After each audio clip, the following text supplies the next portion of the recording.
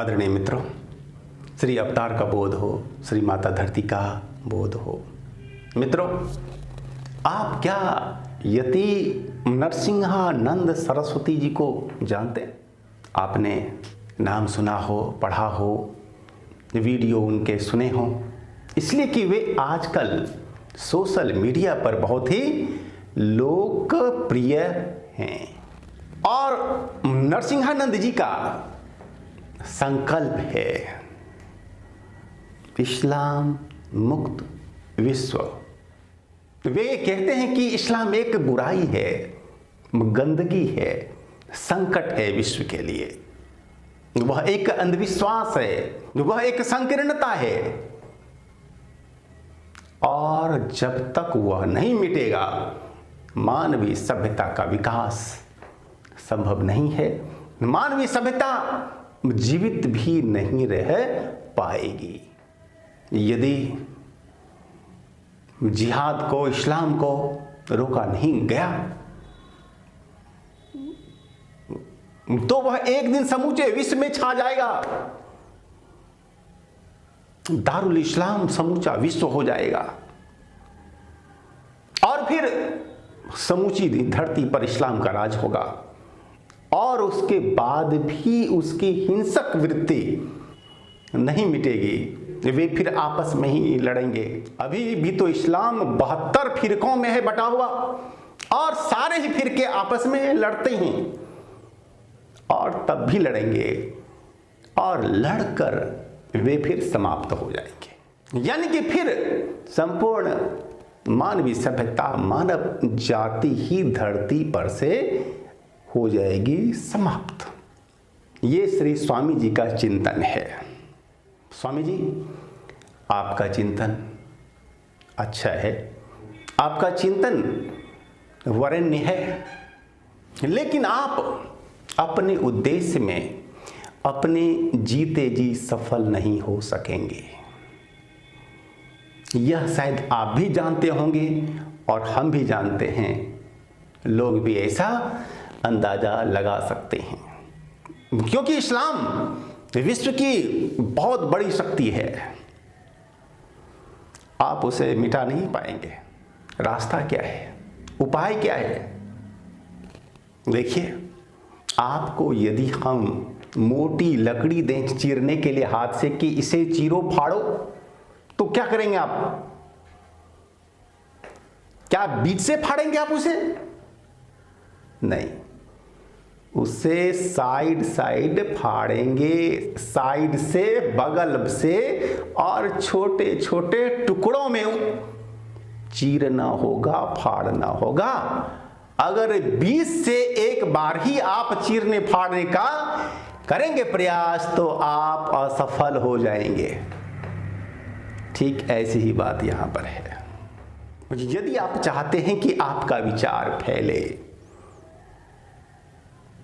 आप यदि चाहते हैं कि इस्लाम मिट जाए संसार से, तो इस्लाम का विरोध छोड़ना पड़ेगा। अब आप कहेंगे कि यह कैसी बात हुई? हाँ, इस्लाम का सीधा विरोध से बचना होगा आपको। यदि आप इस्लाम का सीधा विरोध करेंगे तो वसीम रिजवी जैसे लोग, जिन्होंने कि सुप्रीम कोर्ट में याचिका दायर की थी कि 26 जो आतंकवाद को बढ़ाने वाली हैं आयतें कुरान में हटाया जाए, वैसे भी लोगों का समर्थन, सहयोग आपको तब नहीं हो पाएगा प्राप्त। लेकिन हमें वैसे लोगों का समर्थन लेना होगा, लेना चाहिए। इसलिए इस्लाम का विरोध, सीधा सीधा विरोध से आप अवश्य ही बचें। यह नंबर 1 सलाह है।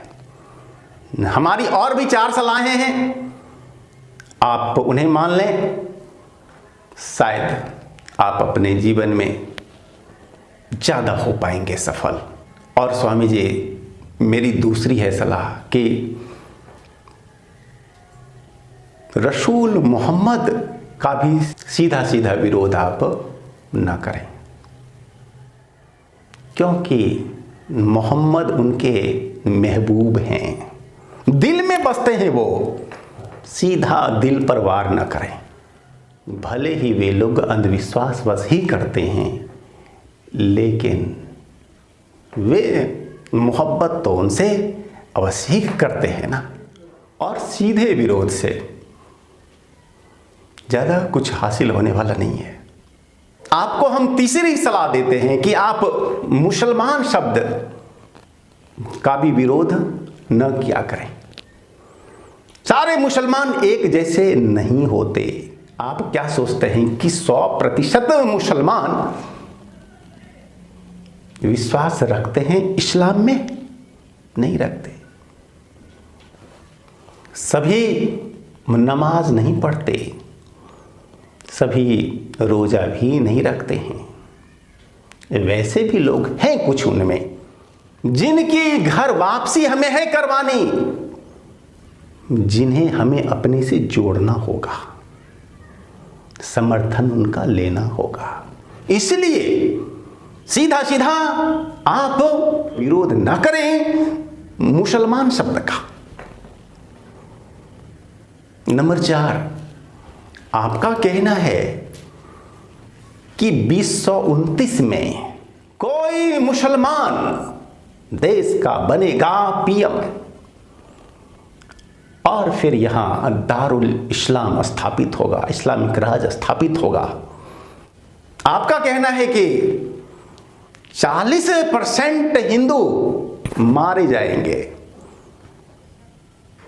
और आधे हिंदू धर्मांतरित हो जाएंगे और 10% हिंदू दूसरे देशों में शरण लेने के लिए जाएंगे। आपका चिंतन सही हो सकता है, लेकिन इसकी अभिव्यक्ति का ट्रैक थोड़ा सा चेंज चाहिए कि देकर। वो क्या करना है, कैसे करना है? मैंने अभी आग्रह किया कि इस्लाम, मोहम्मद, मुसलमान, आप इन तीनों शब्दों का विरोध करना, सीधा विरोध करना छोड़ दें। और 2029 में बनेगा मुसलमान कोई प्रधानमंत्री, ये भी बहुत कहने की आवश्यकता नहीं। तो फिर क्या आता है प्रश्न? लक्ष्य तो हमारा वही है जो आपका है। तो आप भी जानते हैं वो शब्द, आप भी बताते हैं, वो है गजवाए हिंद। आप गजवाए हिंद का केवल एक सूत्री, ये हो आपका हो प्रोग्राम, गजवाए हिंद एकमात्र शब्द, इस पर आप रहें फोकस्ड, इस पर आप रहें केंद्रित। गजवाए हिंद, इसका जोर शोर से करें आप प्रचार प्रसार, लोगों को बताएं कि गजवाए हिंद होता क्या है और हदीसों में कहां कहां इसका वर्णन है, कुरान कहां कहां संकेत देता है और मोहम्मद का जीवन कहां कहां इसमें संकेत देता है। गजवाए हिंद, यदि आपने गजवाए हिंद को समझा दिया, भारत में इस गजवाए हिंद का समर्थन देश का कोई भी मुसलमान कम से कम बाहर में सार्वजनिक तौर पर नहीं कर सकता है, क्योंकि वे आज भी हिंदुओं से संख्या बल में से अन्य हर चीज में है कम। और अगर वे समर्थन उसका है करते भी तो अंदर से करेंगे, बाह्य तौर पर समर्थन संभव नहीं है। और गजवाए हिंद में, गजवाए हिंद वाला जो कॉन्सेप्ट है, इसमें देखेंगे कि आपको अधिक मिल रहा है समर्थन। अभी जितना आपको समर्थन लोग दे रहे हैं, यदि आपने अपने जीवन में एक सूत्री शब्द, एकमात्र शब्द रखा गजवाए हिंद को, तो 100 गुना अधिक समर्थन सहयोग आपको होगा प्राप्त। यह गजवाए हिंद क्या है, हम अपने दर्शकों को भी 2-4 लाइन में बता देते हैं। गजवाए हिंद, गजवा यानी कि संघर्ष, युद्ध, हिंद के साथ, हिंदुस्तान के साथ संघर्ष, युद्ध, और जिसमें कहा जाता है कि हिंदुस्तान पर इस्लाम का होगा राज, और हिंदुस्तान में हिंदू संस्कृति, काफिरों की संस्कृति, मंदिर मूर्तियां सब समाप्त हो जाएंगी, यहां दारुल इस्लाम होगा। और जब तक हिंदुस्तान पर राज नहीं होता है इस्लाम का, तब तक विश्व पर राज करने का सपना भी ये लोग मानते हैं कि पूरा नहीं हो सकता है। लेकिन विचारिए, आधा हिंदुस्तान तो इस्लामिक स्टेट में हो ही चुका है रूपांतरित। क्यों? देखिए अफगानिस्तान, पाकिस्तान, बांग्लादेश वगैरह, वे तो सभी भारत के ही अंग थे। तो आधा हिंदुस्तान इस्लामिक स्टेट हो चुका है, बन चुका है, आधा बाकी है। आप यह बताएं कि आधा गजवाए हिंद हो चुका है सफल, आधा बाकी है, और आधे के लिए उनकी जो तैयारियां हैं वो पर्दे के पीछे से चल रही हैं। हाँ, चल रही हैं तैयारियां उनकी। जो लाखों उनके हैं विद्यालय देश में, वे क्या करते हैं, क्या करते हैं उनके मदरसे? वे तो बस एक ही सपना देखते हैं, इस्लामिक राज हो। वे लोग ये मानते हैं कि भाई असल जिंदगी तो शरीर के मिटने के बाद ही होती है, यानी मृत्यु के बाद ही होती है। वे लोग मानते हैं कि असल जीवन वहां है, यहां नहीं, इस लोक में नहीं। यहां तो बस किसी भी तरह से छल कपट, झूठ, हिंसा, किसी भी तरह से अगर इस्लाम को फैलाते हो तो जन्नत मिलेगा, और जन्नत में वैसा सुख है कि जो कभी समाप्त होता नहीं। इस तरह के अंधविश्वास लोगों में भरे जाते हैं। तो हमें क्या करना है? हमें यह करना है कि गजवाए हिंद को पूरे जोर शोर से प्रचारित है करना, इसे कोर्स में चलवाने का प्रयास हो, विद्यार्थी पढ़ें, सारे लोग इससे अवगत हों, सरकार पर भी दबाव हो कि वह भी इसके खिलाफ कोई बनाए कानून। अभी फिलहाल कम से कम निंदा प्रस्ताव तो हो जाए पास, लोकसभा से, राज्यसभा से, विधानसभाओं से।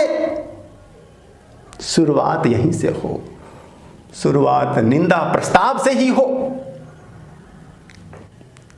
और हर एक नागरिक को समझाया जाए कि गजवाए हिंद की पूरी है उनकी तैयारी। अब अगर आपको बचना है, यदि बचाना है समाज को, हिंदुत्व को, अपनी विचारधारा को, तो आप हो जाएं सावधान।